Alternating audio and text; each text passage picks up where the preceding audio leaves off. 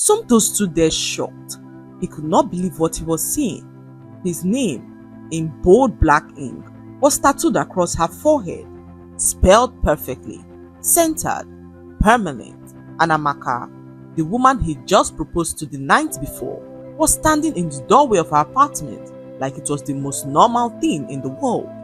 Amaka, what is this? He whispered, his voice cracking, pointing at her forehead. She smiled softly, but her eyes glistened with something he could not read. Don't be scared, she said. I did it because I love you. Sumto took a step back, his heart thundering. But if only he knew, if only he understood the terrifying reason why Amaka did what she did, he would have married her on the spot. Once upon a time, there lived a beautiful couple who met and fell in love with each other at first sight. It all began on one quiet afternoon when Amaka followed her best friend Lillian to go visit her brother at his music studio. Lillian's brother Ken was a sound engineer who owned a popular recording studio in town. The studio was always busy as several artists recorded their songs in the studio. Amaka wasn't really a fan of loud music, but she decided to tag along as Lillian pleaded for her to come. The moment she stepped into the room, her eyes locked on the man behind the glass panel. He had a rich, confident voice that she could not ignore. Amaka drew closer to the recording booth. The young man on the other side of the glass had a presence that pulled her in like a current, and Amaka could not help but stare in amazement. He was extremely handsome and rapped with a confidence that turned heads. His voice wasn't just music, it was thunder, wrapped in sweet honey. Amaka did not believe in love at first sight, but what she felt in that moment was powerful enough to make her stand still and stare. She was so captivated that she did not notice her friend Lillian waving her hand in front of her face, laughing. You like him? Lillian teased Amaka, who smiled and rolled her eyes at her as she began to laugh and tease. A few minutes later, he got out of the booth and their eyes met for the very first time. Amaka could feel the butterflies in her stomach. It was as if the universe stood still and all that remained was the two of them. He introduced himself to her as Sumto, and Amaka blushed as she told him her name. This was the beginning of something magical, as they sat in the corner laughing and talking about their dreams. Sumto spoke about music and his dreams of being heard, about how lyrics were his way of processing pain, and Amaka told him about her job at the publishing house and how words were her escape. It was then that they realized that they were from the same village, and this made their bond even stronger. And somewhere between this, they both knew that something bigger than coincidence had just happened. And from that day on, Sumto and Amaka became inseparable. They spoke every single day. First, it was simple text messages, then voice notes, then late night phone calls that ended only when one of them fell asleep. Sumto would send her snippets of his unreleased tracks, and Amaka would critique them with a playful seriousness that always made him laugh.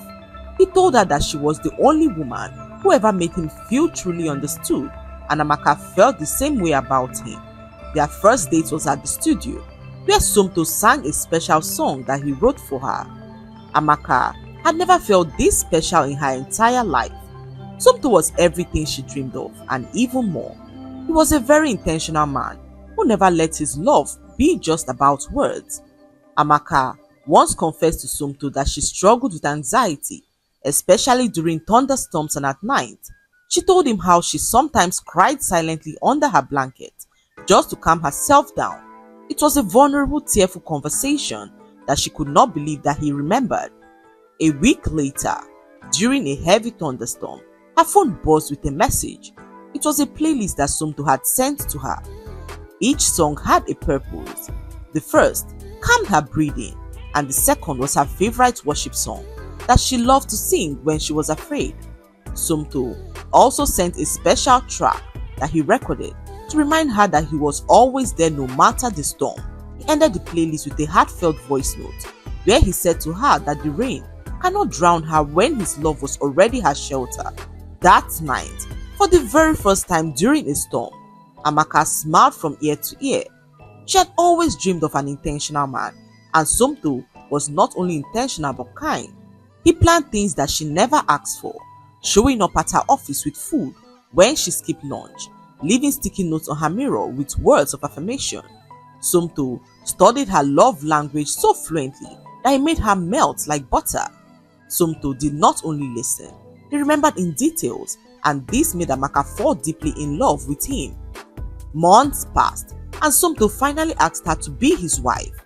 The proposal was in a fine dining rooftop restaurant in Maitama, and Amaka had always dreamed of visiting. Amaka had told him of the restaurant one night when they were talking about bucket list experiences. She never knew that Somto would propose to her in the same restaurant. It was the best day of her life, as Amaka accepted his proposal in a heartbeat. They spent the night talking about their dream wedding and how they would break the news to their respective families. That night, after hours of laughter and quiet kisses, Somto drove Amaka home. The air in the car was light, filled with the warmth of two people who had just sealed a promise of forever.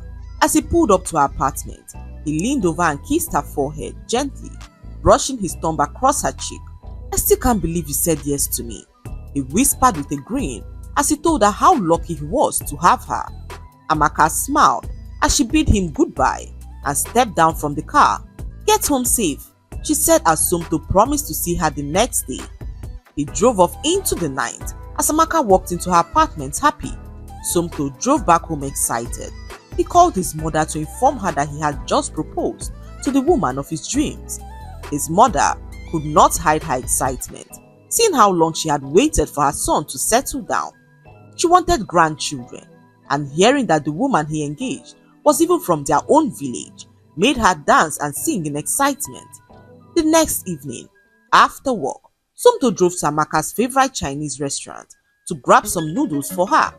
He arrived at the house hours later, excited to see Amaka, who walked out of her house with his name tattooed on her forehead. Somto stood there shocked. He could not believe what he was saying. His name, in bold black ink, was tattooed across her forehead, spelled perfectly, centered, permanent, and Amaka stood in the doorway of her apartment like it was the most normal thing in the world. He froze. The smile that had lit up his face only seconds ago disappeared completely. The bag of Chinese noodles slipped slightly in his hand, but he gripped it tighter, as though it was the only thing grounding him in that moment. "Amaka," he finally said, his voice thin and fragile. "What is this?" he asked Amaka as he pointed at her forehead, at the bold, unforgiving letters carved permanently into her skin. Amaka's smile faltered for the very first time. She took a small step forward, her hands clasped in front of her as if she was about to confess. "I did it because I love you," she said softly as Somto blinked in confusion. The words echoed in his head as he tried to understand what she was talking about. "You what?" he asked Amaka, who began to stutter. "You did this because you love me," he asked again as Amaka tried to find the words to explain, but Somto snapped as he took another step back. "You had to tattoo my name on your forehead to show the world that you are in love with me?" he asked Amaka, who he looked at as crazy. Amaka tried to come close to him to explain, but Somto got into his car and started the engine. "I don't even know what I'm looking at right now," he said as Amaka tried to speak, but Somto did not give her a chance to explain. He simply got into his car and drove away, leaving Amaka there on the porch. The wind brushed her braids over her shoulders as she watched his car tail light vanish in the distance. Amaka did not chase him. She did not even move. She stood there frozen as she stared at the spot where he once looked at her with love. Somto drove like a man running from something that was after his life. His fingers gripped the steering wheel as his heart pounded hard against his chest. What had he just witnessed? He thought to himself as he could not shake the image off his mind. The image of Amaka standing there like nothing was wrong, like it was normal, like this was a normal way to prove one's love. The further he drove, the heavier it felt. Not just confession, but extreme fear. Fear of what he could not understand. And then his phone rang. It was his mother, who had called him 5 times already. Somto hesitated, hands still on the wheel, as the car slowed in front of his gate. He picked up the phone and answered. Mama, he said as his mother asked what the problem was, but Somto pretended to be fine. He asked his mother why she was calling, and she paused for a moment and said something that made his heart race. "You can't marry her," she said to Somto, as if she knew what had just happened. Somto froze for a moment as he blinked confused. "What do you mean, Mama?" he asked his mother, who revealed to him that she made some inquiries about Amaka and her family. "After he told me that she was from Umdike, I called my cousin in the village, the one who knows everybody around, and what she told me shocked me to my marrow." There was a pause as Somto's heart raced in a way that he could not explain. His mother went in to reveal that Amaka's family was cursed. "No man has ever survived marrying into that family," she continued, revealing that all the men who had ever made any form of commitment to them all died before they turned 30. And Somto felt his chest tighten as he heard his mother speak. "It's been happening for generations. People don't talk about it publicly, but in Umudike, everyone knows. It was why no family wanted to marry into theirs, not even the pastors." Somto swallowed hard as the puzzle pieces began to fall into place. The tattoo now made sense to him as he saw it as a desperate attempt by Amaka to tie him down. What he did not know was that this was way deeper than he ever imagined. His mother advised him to cut all ties with Amaka if he ever wanted to be alive, and Somto heeded to advise as he blocked her numbers and warned his gateman never to allow her into his house. Amaka called and called and called, but his number was no longer reachable. She paid him a visit at his house, but his gateman, as instructed, did not let her in. She stood there broken as she watched the gateman, who once treated her with so much respect, treat her like she meant nothing. Amaka sat outside the gate, determined to speak to Somto, even if it meant staying there all day. The gatemen did all they could to send her away, but she refused to go. Hours later, Somto drove out of his house and met her standing there in tears. Something in his heart could not allow him ignore her, despite knowing about the curse. He got down from his car as Amaka walked slowly to him as she apologized. "I didn't mean to scare you with this," she said to Somto, who asked her when she planned on telling him about her family's curse. Amaka froze as her eyes welled up with fresh tears. She stared at the man she loved, his voice now cold and flat. Somto asked her the question again as she lowered her gaze. Her shoulders trembled, and then, in the softest, most broken voice that she had ever used, she replied him saying, "I was going to tell you, but I was afraid that you would leave me if you found out. I got scared, Somto. I didn't want to lose you before I could even get to know you," she said to Somto, who stared at her as his breathing became heavy. He couldn't find the strength to speak. He just stood there, frozen, as Amaka explained everything to him. How every woman in her family lost their husbands before they turned 30. Amaka was only 7 when she saw her auntie collapse, wailing by her husband's grave. He was 30, just like the others. 3 of Amaka's aunts, young, vibrant and full of love, had watched their husbands die suddenly around the age of 30. Her own mother never married again after her husband died at 29. Nobody in the family ever talked about it in full. Only whispers, only fears, and Amaka grew up with a deep-seated belief that love could kill, especially if you belong to her bloodline. Her mother once warned her never to accept a man's proposal until she understood the curse that ran in their blood. So Amaka, who was younger at the time, paid a visit to her grandmother, who told her all about the curse. Her grandmother, Mama Olamma, sat under the mango tree as she spoke to her. She told Amaka the full truth, how a woman from their bloodline once made a vow to a deity to protect her lover. The vow was broken, and ever since then, the goddess punished any man who was bound to their blood through engagement or marriage. They died before they turned 30, unless the woman binds herself to him first by marking his name permanently on her body before he turned 30. Only then would the curse be blocked. However, her grandmother revealed that the marking must be public and irreversible. The woman must carry the burden of his name. Amaka stared in disbelief. "You mean like a tattoo?" she asked her grandmother, who nodded and revealed that the marking must not be hidden. It must be worn like a crown on your forehead. That is where the goddess watches. Amaka's stomach twisted. It sounded ridiculous. It sounded mad. But when the spirit of death was real, madness became medicine. Amaka, after the engagement, knew what she had to do. She had to mark herself with his name if she ever wanted him to leave. So, the next morning after their engagement, she walked into a small tattoo shop on the edge of town. She sat there trembling as the needle burst to life.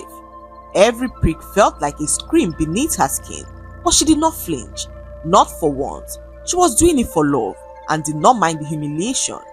Somto stood there speechless as she finished telling her story. His heart raced as his throat went dry like a desert. His mind was torn between disbelief and something far more frightening. The thought of him dying on his 30th birthday, which was in 2 weeks. The curse wasn't just a story, it was her life, a painful life that she did not choose, and the tattoo was not insanity as he had thought. It was protection, it was sacrifice, it was love, even if it was done the wrong way. Amaka could have told him about the curse, but she was scared, scared that he would run, scared that he would see her not as a woman in love, but as a danger to his future. And now here they were, one marked by fear, and the other by love that had bled into desperation. Somto stared at her, the woman who had etched his name into her skin for love. He saw how far she was willing to go for him, and knew that her love was genuine and pure. "You should have told me," he said to Amaka, whose eyes were now filled with tears. "I know, Somto," she whispered, wiping her cheeks. "I didn't know how, and I was running out of time. You turned 30 in 2 weeks, Somto, and I could not watch anything happen to you." Her voice cracked as she spoke. For a long moment, there was only silence. The cars passed in the distance. The wind blew lazily, as if the air itself did not want to interrupt them. Then slowly, Somto walked to her and gave her a hug. "I thought you were crazy," he said quietly as Amaka's breath caught in her throat. "I didn't want to lose you, Somto," she whispered. "Not to the curse, not to fear. I just wanted to love you and keep you alive." And with trembling hands, she reached for his as he promised to stand by her through it all. The next morning, just as the sun rose and the city slowly came to life, there was a loud knock at Somto's gate. It was his mother. She didn't call, she didn't send a message, she simply showed up to check up on her son. Somto, who was in the living room, looked up in surprise when she stormed in. "Mama," he called out, rising to his feet. She didn't greet him, she didn't sit down, she just stood there, staring at her son like she couldn't believe what she was about to say. "I had a dream last night," she said, her voice shaking slightly. Somto blinked, confused. "Mama, what kind of dream?" She swallowed hard. "I saw you in a white coffin, surrounded by red cloth. Your eyes were open, Somto, wide open, like you were trying to say something. And that girl, Amaka, was standing beside you crying. She had a tattoo of your name on her head." Somto's mouth went dry. His mother did not even know about the tattoo yet, but here she was describing it perfectly. He sat down slowly, staring at her. "I warned you, my son. That girl comes from trouble. I don't care what she told you. Leave her. Walk away and save yourself before it's too late." Somto looked down at his hand. The weight of everything crashed into his chest. His mother did not know the full story. She didn't know what Amaka had done to protect him. She didn't know about the goddess, or the curse, or the sacrifice. "She saved my life, Mama," he whispered. "You don't understand. She saved me." But his mother wasn't listening. She was already crying, shaking her head and praying aloud. "Mama, please," he said softly. "There's more to this. She didn't do that out of madness. She did it because she loves me, because she wanted me to be alive." His mother stopped and stared at him. And for the first time, Somto told her everything. The curse, the history, the meaning behind the tattoo, and how Amaka had done the unthinkable to break the pattern. How she had made herself a vessel of sacrifice just to keep him safe. When he finished, his mother scoffed and told him to end it. "I don't care what sacrifice she has made. All I want is for my son to be alive, even if it means you breaking up the engagement," she said to Somto, who asked what kind of man that he would be to leave her at a time like this. After realizing that she tattooed his name on her forehead to save his own life, his mother asked if any woman in her family had ever saved the one that they loved like this. How sure are you that it will work? How sure are you that tattooing her name on her forehead will save your life? His mother asked, her voice rising in fear and frustration. How do you even know this will work, Somto? What if it doesn't? What if you still die? Somto took a long deep breath. I don't know, Mama, he said quietly. But what I do know is that I would rather live a short life with someone who loves me deeply than live a long one as a coward who abandoned the only woman who ever truly loved me. His mother's mouth dropped open as she stared at him in disbelief. She could not risk her son dying for a woman, knowing fully well that he could marry any other woman of his choice. She decided to pay Amaka a visit, to warn her to stay away from her son. What kind of desperate woman are you? Somto's mother asked, her voice shaking with both rage and fear. She had stormed into Amaka's compound, lips white with tension, wrapper tied hastily around her waist, and her eyes darting like someone on the edge of madness. Amaka stood at the doorway, calm but visibly wounded by the insult. She didn't answer immediately. I came to warn you, Somto's mother continued as she spoke. Stay away from my son. If anything happens to him, the world will not contain the wrath that I will unleash on you and your cursed family. Amaka held her breath as she began to speak. I understand you're scared, Mama, she finally said, her voice low but firm. I am too. Do you think I wanted this? Do you think I enjoy waking up every morning and wondering if the man I love will die before my eyes because of something my ancestors did? Somto's mother stepped back, surprised by the calmness in her voice. I didn't tattoo his name on my forehead out of desperation, Amaka continued. I did it out of love, because I was ready to carry his burden in public, even if it cost me my dignity, because I'd rather be mocked for how I look than bury the only man who ever made me feel safe. There was a heavy silence between them as Amaka's chest rose and fell with slow, deliberate breaths. I never asked Somto to believe me. I just prayed that he would see the truth for himself. With one last look at her, Somto's mother turned and left, as though the weight of Amaka's words pressed down on her pride. She arrived Somto's house worried, knowing that nothing that she would do at this moment would make her son change his mind. Days later, Somto felt terribly ill. It started with a strange fever, the kind that came with a wave and refused to leave. One minute he was fine, the next he was burning up, shaking, clutching his chest like something invisible was tightening his grip on his heart. His mother rushed him to the hospital, her wrapper barely tied, as she screamed at the nurses to save her son. Amaka, hearing the news, arrived at the hospital not long afterwards. She stood frozen at the entrance of the reception, her hands trembling by her side as her eyes scanned the hallway, searching for him. Somto, her own Somto, the man who once held her hand and told her that she was everything he ever prayed for. The same man who now lay in a hospital bed, fighting a sickness that came like a thief in the night. But before she could take another step forward, a firm, angry hand blocked her path. You! Don't come any closer! Somto's mother hissed through clenched teeth, her eyes blazing with fury. Mama, please! I heard he's sick. I came to see how he's doing, Amaka began, but the woman cut her off with a cold, sharp voice.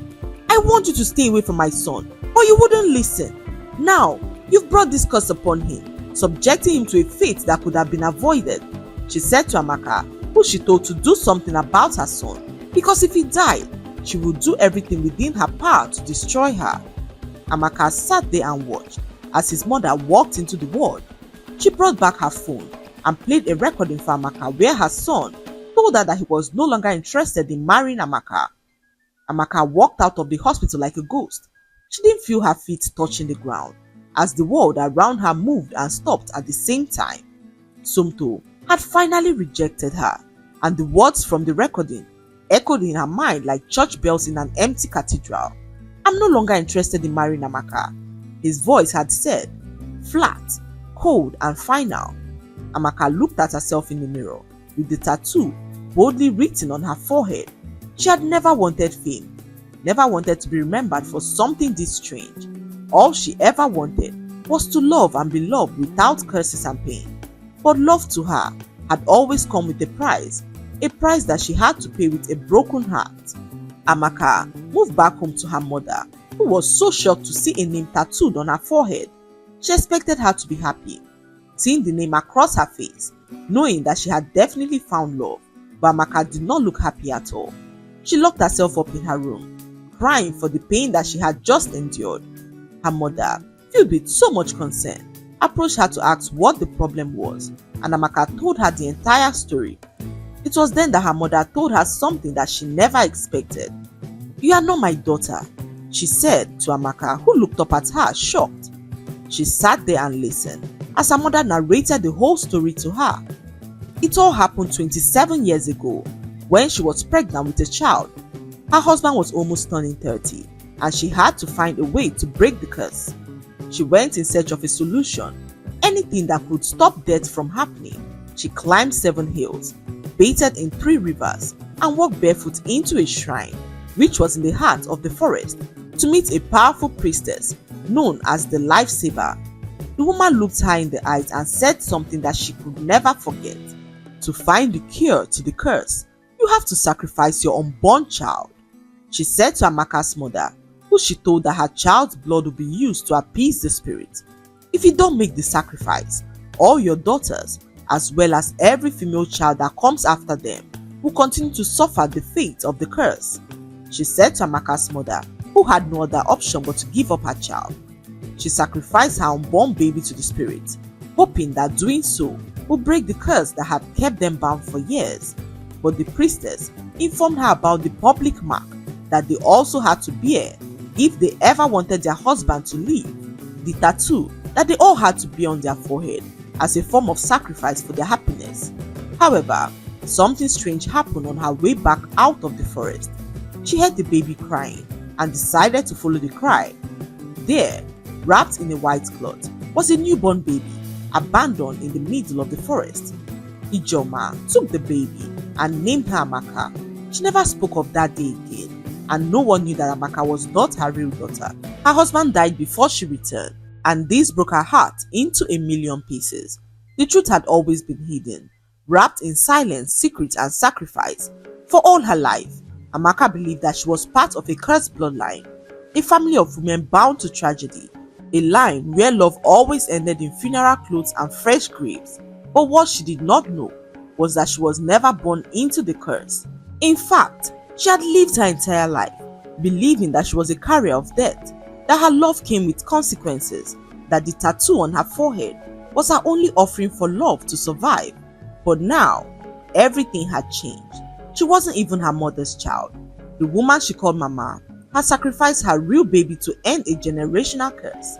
And yet, it didn't end. Her mother still lost her husband, and Amaka, a stranger to that bloodline, had somehow lived out the curse as if it were her own. However, she could not take her mind off Somto, as she wondered why he fell sick, even when she was not a part of the cursed bloodline. Amaka decided to return back home. She had to look Somto in the eye and inform him that she was not cursed. She hoped that doing so would restore the love that they once shared. She arrived at the hospital the next morning and met Somto, who was still lying in the hospital unconscious. Amaka stood at the door and watched as Somto's mother did some incantations over her son. She had a clay pot tied with red cloth that she held over her son's body as she said some words. Amaka could not believe that Somto's mother was the one responsible for her son's sickness. She stepped forward, her voice shaky, as she asked what she was doing. "Mama, what are you doing?" she said as Somto's mother, startled by the confrontation, dropped the pot to the ground. She watched it shatter before her eyes as she let out a terrifying scream. Amaka watched as Somto's mother ran mad before her eyes. The nurses held her down as they took her away to a separate ward. Somto, in that moment, began to regain his consciousness. Slowly, gently, his eyelids fluttered like tired birds returning from a storm, and his fingers twitched against the hospital sheet. Amaka gasped, running to his side, her heart pounding louder than the beeping monitors beside him. "Somto," she whispered, brushing the hair from his damp forehead. "It's me, Amaka," she said as his eyes met hers. Confused at first, then slowly, clearing like a clouded mirror wiped clean. "Amaka," he said weakly as she nodded with tears in her eyes. "Where is my mother?" he asked as Amaka informed him that his mother had run mad. She told him all his mother did to him, and Somto could not believe his ears. He could not believe the lengths that his mother was willing to go just to break them apart. Amaka then went on to tell him that she was never cursed. She told him all her mother had told her, and Somto was so delighted to hear the news. Amaka, however, asked why he gave up on them so easily. She asked why he broke off the engagement, and Somto looked so confused to hear it. "I never broke off the engagement," he said to Amaka, who stood there stunned to hear it. It was in that moment that Amaka realized that his mother made everything up. Somto never broke off the engagement. He was under a spell when his mother made him say those words. The recording that shattered her heart, the words that haunted her sleep, they were not his. Somto stared at her, his brows furrowed in pain and confusion. Tears streamed down her cheeks as she collapsed into the chair beside his bed, her hands covering her mouth. All this time, all this heartbreak, it was never truly him. And in that silence between them, as the machines beeped gently and the hospital air grew heavy with emotions, Amaka realized that love, real love, will always find its way back. That was how the lovebirds found their way back to each other. It wasn't through fairy tale promises. It wasn't through flowers or chocolate or picture perfect moments. It was through storms, through secrets, through silence, through the pain of a tattoo and the truth that nearly destroyed them both. The lesson to be learned from this story is that true love is not proven by perfection, but by sacrifice, honesty, and endurance through trials. Love demands courage, the courage to reveal hard truths, face generational pain, and stand firm even when misunderstood. It teaches us that silence can destroy, but communication can heal. And above all, it reminds us that no matter how dark the past or how strange the journey, love that is pure and intentional will always find its way back. I hope you enjoyed this story.